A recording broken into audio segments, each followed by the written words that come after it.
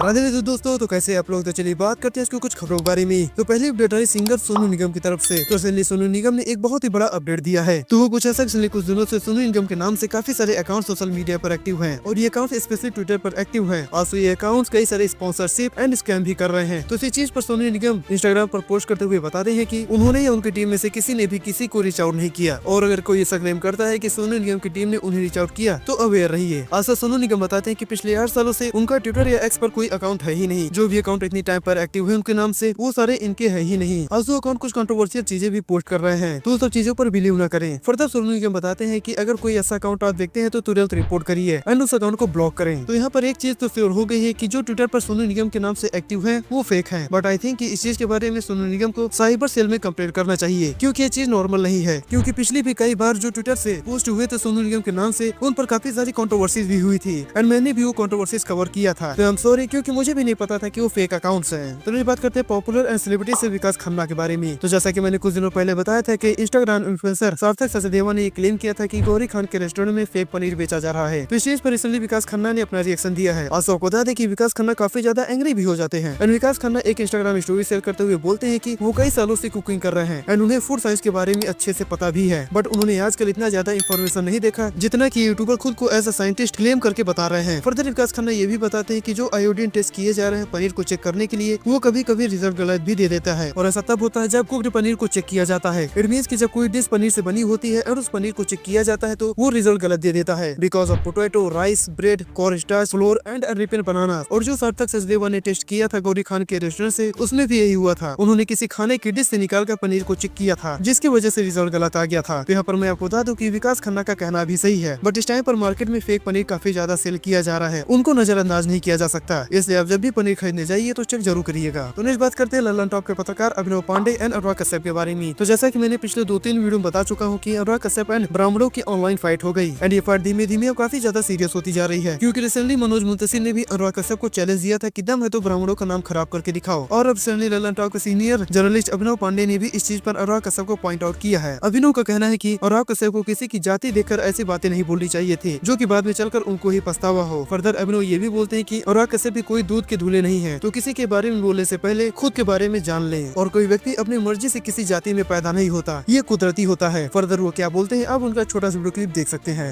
कि वो एक व्यक्ति के कमेंट को पूरी जाति से जोड़ करके वो कहते हैं कि मैं ये करूंगा, जो जिस शब्द का इस्तेमाल मैं नहीं कर सकता। ये बताता है कि वो किस तरीके से अपनी फिल्मी असफलताएं जो उनकी कुंठा है वो कमेंट के जरिए निकल रही। किसी व्यक्ति ने आपको कुछ कहा तो आप इग्नोर भी कर सकते हैं, जैसे लाखों हजारों कमेंट आते हैं और सबका जवाब देना। हम लोग भी नहीं देते हैं, आप तो बड़े स्टार हो, लेकिन आप देते हो और उसमें फिर पूरी जाति को नत्थी कर देते हो।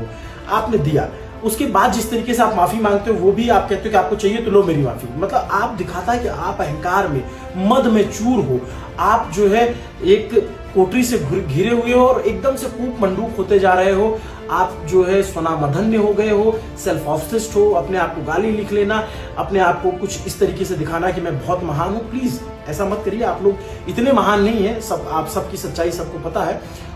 खुदा देखिए इस चीज पर अब अनुराग कश्यप ने भी माफी मांग लिया है। रिसेंटली उन्होंने एक पोस्ट करते हुए बोलते हैं कि गुस्से में वो अपनी मर्यादा भूल गए थे, इसलिए ब्राह्मण समाज को बुरा बोल दिया। फर्दर अनुराग बोलते हैं कि मैं अपने गुस्से को कंट्रोल करने के लिए काम करूंगा और जो भी बात बोलनी होगी उसे सही शब्दों का यूज करके बोलूंगा। बाकी अनुराग कश्यप क्या बोलते हैं आप वीडियो पॉज करके पढ़ सकते हैं, मैं इसके शॉर्ट शेयर कर दे रहा। तो नेक्स्ट बात करते हैं सदगुरु के बारे में। तो आपको याद है कि मैंने कुछ दिनों पहले बताया था कि सदगुरु ने यूट्यूबर श्याम मीरा सिंह के अगेंस्ट डिफेमेशन केस कर दिया था, क्योंकि श्याम मीरा सिंह ने सदगुरु को एक्सपोज कर दिया था। एंड श्याम मीरा सिंह का कहना था कि सदगुरु के आश्रम ईसा फाउंडेशन में नाबालिग बच्चियों के साथ योगा के नाम पर मोलेस्टेशन हो रहा है। तो आपको बता दें कि इस केस में एक नया मोड़ ले लिया है और वो अपडेट ये है कि ईसा फाउंडेशन के 4 स्टाफ के अगेंस्ट पोक्सो के अंडर केस रजिस्टर हुए हैं। ऐसा बताया जा रहा है कि मोलेस्टेशन 2017 और 2019 के बीच हुआ था। एंड इस इंसिडेंट के बाद विक्टिम की मदर ने सदगुरु को कई सारे लेटर्स एंड ईमेल भी किए थे, but in letters and email का सदगुरु ने कोई भी जवाब नहीं दिया था और न ही कोई एक्शन लिया था। एंड नाउ उनके फाउंडेशन के 4 मेंबर के अगेंस्ट पोक्सो के अंडर केसेस हुए हैं। बाकी इस वीडियो में मैं डिटेल में बात नहीं कर सकता, बट अगर आपको और भी जानकारी चाहिए तो मैं अगली वीडियो में और इन्फॉर्मेशन दे दूंगा, आप कमेंट में बता दीजिए। तो नेक्स्ट बात करते हैं फेमस टीचर आंसू घाई और राकेश सर के बारे में। तो इन दोनों जनों की काफी ज्यादा ट्रोलिंग किया जा रहा है। बेसिकली बोला जाए कि इन दोनों को काफी ज्यादा हेट दिया जाने लगा, और वो क्यों तो आई जानते हैं। तो वो कुछ ऐसा कि कुछ टाइम पहले आंसू घाई और राकेश सर लाइव कर रहे थे एंड उस लाइव में उन्होंने बीटीएस का एंड उनके लुक का मजाक बना दिया था। एंड अगर आप बीटीएस आर्मी को नहीं जानते तो आप बता दें कि कोई आर्मी नहीं है, बल्कि एक सिंगर का बैंड है जो कोरिया से है एंड काफी ज्यादा पॉपुलर है। तो इसी बैंड के मेंबर के बारे में राकेश सर ने उनके लुक को लेकर मजाक बना दिया था एंड साथ में आंसू घाई सर भी थे, तो वो भी फंस गए। But at at that time उन्होंने रियलाइज नहीं किया कि उन्होंने क्या बोल दिया। बट आफ्टर दैट जो बीटीएस के फैंस इंडिया में है वो आसिफ घाई एंड राकेश सर को हेट देने लगते हैं, जिसके बाद आसिफ घाई और राकेश सर सॉरी बोलते हैं एंड ये भी बोलते हैं कि वो पार्ट उन्होंने जिसमें मजाक बनाया था वो ट्रिम करके हटा देंगे। फर्दर वो क्या बोलते हैं आप वीडियो क्लिप देख सकते हैं।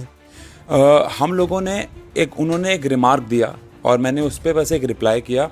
हाँ, मेरी गलती शायद ये है कि मैं उस पर हंस गया, बट हमारे इंटेंशंस कहीं पे भी ऐसे नहीं थे कि हम किसी का मजाक उड़ाना चाहते थे। तो भाई हमारी ऐसी कोई इंटेंशन नहीं थी किसी की भावनाओं को हर्ट किया जाए।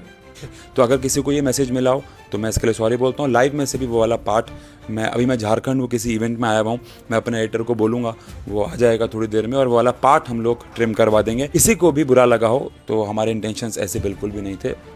Thank you. तो इस वीडियो को लेते हैं, अगर वीडियो इन्फॉर्मेटिव लगी हो तो हमारे चैनल सब्सक्राइब करके बेल नोटिफिकेशन ऑन कर लीजिएगा ऐसे ही डेली की न्यूज एंड अपडेट्स को जानने के लिए। तो फिर मिलेंगे नेक्स्ट वीडियो में कुछ नई खबरों के साथ, तब तक के लिए आप सभी को राधे राधे और देखते रहिए आपको हमारा चैनल चोर खोर न्यूज।